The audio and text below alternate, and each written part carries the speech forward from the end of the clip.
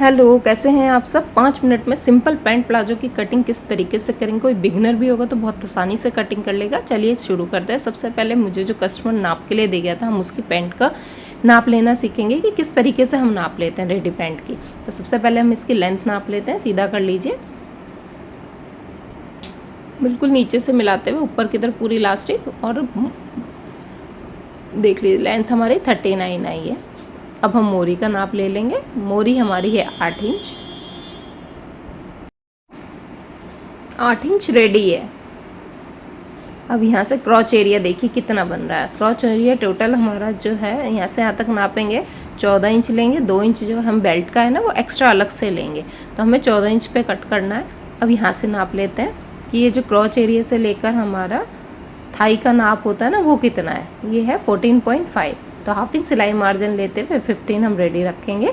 तो चलिए सबसे पहले हम फैब्रिक है कॉटन है 2.25 मीटर है, तो इसको पहले सबसे पहले देखिए इसको 4 फोल्ड है ना, इसको पहले सीधा कर लीजिए। हमें सीधा और उल्टा देखना पड़ेगा लेंथ साइज। इसको 4 फोल्ड कर लीजिए, ठीक है। इस तरीके से आप 4 फोल्ड निकाल लीजिए। उस तरीके से हमारी लेंथ नहीं आ रही थी पूरी, तब देखिए नीचे हमने सबसे पहले सिलाई मार्जिन जो हम नीचे से बॉटम फोल्ड करते हैं उसका निशान लगा ले। बिल्कुल सिंपल तरीका बताऊंगी, इस तरीके से पेंट बनाएंगे तो बहुत ही आसान बनेगी। और इसमें हम जो इलास्टिक वाला हिस्सा होता है ना वो भी अलग से नहीं काटेंगे, हम इसी में ही एक्स्ट्रा लेंगे। तो ये 2 इंच मैंने इलास्टिक के लिए ले लिया है। टोटल लेंथ हम 39 रेडी रख लेते हैं। ऊपर 2 इंच एक्स्ट्रा लेंगे जो इलास्टिक के लिए अंदर की तरफ फोल्ड हो जाएगा, और नीचे 2 इंच एक्स्ट्रा लेंगे जो बॉटम फोल्ड हो जाएगा। अब चलिए अब कमर का नाप लेते हैं। कमर हमने उसमें नापी थी 15 इंच थी, तो 15 में 1 इंच सिलाई मार्जिन रखते हुए 16 पे निशान लगा लीजिए। और हमने क्रॉच एरिया भी नापा था, कितना था 15 इंच रेडी था, पर हम 16 पे निशान लगाएंगे क्योंकि हमें सिलाई मार्जिन सब में रखना होता है। थाई भी देखिए हमने वहाँ नापी थी 14.5 थी, लेकिन हम यहाँ पे 1 से 2 इंच एक्स्ट्रा ही लेंगे क्योंकि ये कॉटन है, धुलने के बाद सिकुड़ सकता है। नीचे से बॉटम 8 इंच था, 8 इंच पे निशान लगाया और 2 इंच सिलाई मार्जिन लेते हुए निशान लगा लिया। बस इतना ही निशान है।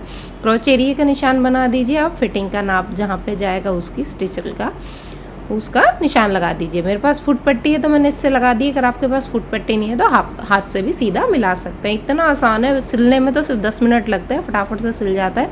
ये ऊपर से हम इलास्टिक फोल्ड हो जाएगी। फोल्ड करने के बाद भी अगर आप नापना चाहते हैं क्रॉच एरिया तो आप पेंट जो आपकी है वो रख के इस पर नाप सकते हैं कि छोटा बड़ा ना हो जाए।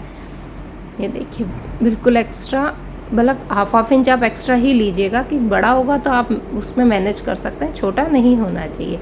मैंने ये इतना एक्स्ट्रा इसलिए लिया है ताकि ये कॉटन फैब्रिक है और ये सिकुड़ सकता है। और जो मेरे कस्टमर ने नाप दिया था वो सिंथेटिक था, क्रैप फैब्रिक था, तो दोनों फैब्रिक में फ़र्क होता है, तो हमें 1 से 2 इंच एक्स्ट्रा लेना होता है। अब फिर भी हम इसमें थाई से थोड़ा एक्स्ट्रा लग रहा है, ज़्यादा एक्स्ट्रा हो गया तो हम इसके हिसाब से भी नाप लगा लेते हैं।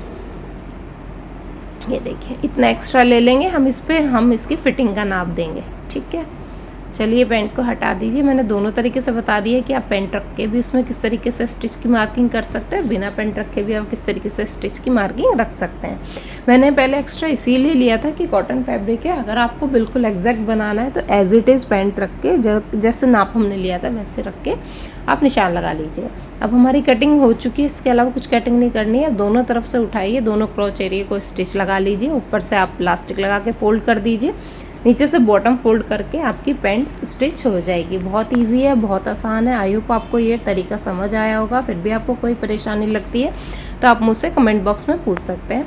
मैं डेफिनेटली आपकी जो भी प्रॉब्लम होगी उसको सॉल्व करने की पूरी कोशिश करूँगी। तो ऐसी अच्छी अच्छी वीडियोज़ के साथ फिर मिलेंगे। Thanks for watching.